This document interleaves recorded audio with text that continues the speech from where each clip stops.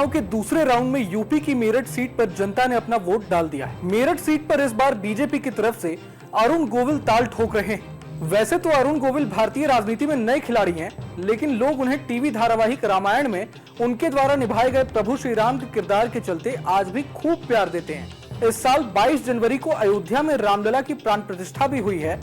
ऐसे में बीजेपी का मानना है कि राम मंदिर फैक्टर से टीवी के राम को मेरठ के चुनावी मैदान में पॉलिटिकल माइलेज मिल सकता है। हालांकि बीजेपी का अनुमान सही साबित होगा या नहीं, ये तो अभी नहीं कहा जा सकता, लेकिन जनता इससे पहले भी कई बार रामायण और महाभारत सीरियल के किरदारों को चुनाव में जिताकर संसद भेज चुकी है। ऐसे में आज उन तमाम किरदारों की कहानी आपको बताएंगे जिन्होंने टीवी सीरियल रामायण और महाभारत से मिली सफलता को राजनीति में भी भुनाने की कोशिश की है। भारतीय राजनीति में टीवी सीरियल रामायण और महाभारत के किरदारों की एंट्री कोई नई बात नहीं है। साल 1987 में पहली बार टीवी पर आए रामायण और ठीक एक साल बाद 1988 में आए महाभारत के किरदार आज भी लोगों को याद है। इन किरदारों की पहुंच घर घर तक रही। खास बात यह है कि इनमें से अधिकतर किरदारों ने बीजेपी से ही अपनी चुनावी किस्मत भी आजमाई, चाहे वे रामायण में सीता का रोल निभाने वाली दीपिका चिखलिया हो या फिर रावण के किरदार से हर किसी को प्रभावित करने वाले अरविंद त्रिवेदी। इन तमाम किरदारों का राजनीतिक सफर अपने आप में शानदार रहा। रामायण में मां सीता का कैरेक्टर प्ले करने वाली दीपिका चिखलिया और लंकापति रावण का किरदार निभाने वाले अरविंद त्रिवेदी ने साल 1991 में पहली बार लोकसभा का चुनाव लड़ा था। रामायण के ये दोनों कलाकार बीजेपी के टिकट पर गुजरात से जीतकर संसद पहुंचे थे। दीपिका चिखलिया को वडोदरा से चुनावी मैदान में उतारा गया था, जहां से उन्होंने चुनाव में जीत भी हासिल की। तो वहीं अरविंद त्रिवेदी ने 1991 में गुजरात के साबरकाठा से जीत हासिल की थी।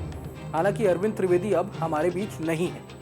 अब जब बात दयानंद सागर के रामायण की हो रही है, तो भला हनुमान का किरदार निभाने वाले दारा सिंह को कौन भूल सकता है। बता दें कि दारा सिंह को बीजेपी ने 2003 में राज्यसभा भेजा था। उस वक्त केंद्र में अटल बिहारी वाजपेयी की सरकार थी। दारा सिंह ने कुश्ती, एक्टिंग, राइटिंग और राजनीति हर जगह अपना प्रभाव छोड़ा।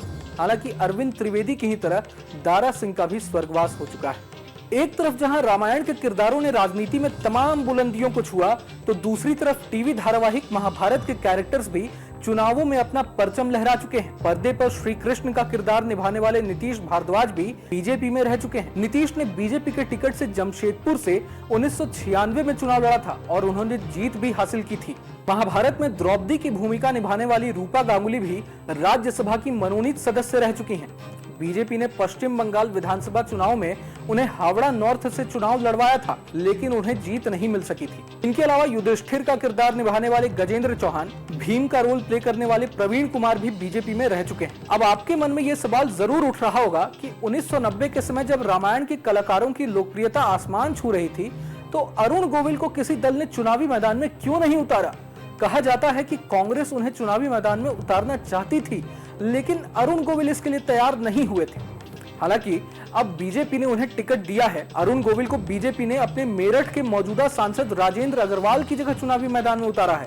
बता दें कि पिछले कई लोकसभा चुनावों से मेरठ में बीजेपी, सपा और बीएसपी के बीच त्रिकोणीय मुकाबला देखने को मिला है। 2019 के चुनावों में बीजेपी महज 5000 वोटों से जीती थी। हालांकि जानकारों का कहना है कि इस बार बीजेपी को मेरठ में राम मंदिर के मुद्दे से लाभ मिल सकता है, लेकिन ये देखना दिलचस्प होगा कि क्या अरुण गोविल अपने साथी कलाकारों की तरह ही चुनावी राजनीति की शुरुआत जीत से कर पाते हैं या नहीं। अगर आपको ये वीडियो पसंद आया तो लाइक करें और चैनल को सब्सक्राइब करें।